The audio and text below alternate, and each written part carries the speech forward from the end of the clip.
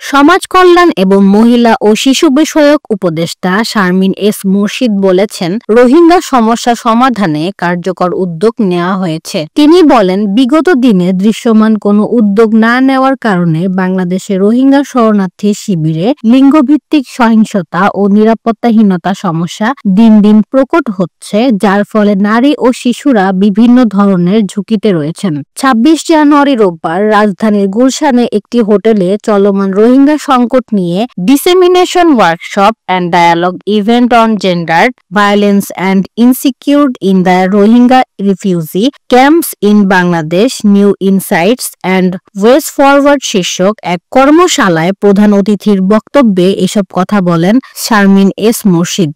উপদেষ্টা বলেন, আমি ২ মন্ত্রণালয়ের দায়িত্ব নেওয়ার পর শিশু ও নারী নির্যাতন বিষয়ে কুইক রেসপন্স টিম গঠন করা হয়েছে। যেখানে আমরা নির্যাতনের খবর পাবো, সঙ্গে সঙ্গে আমাদের টিম সেখানে উপস্থিত হবে এবং এর নীতি সহায়তা দানে সর্বাত্মক প্রচেষ্টা চালাবে।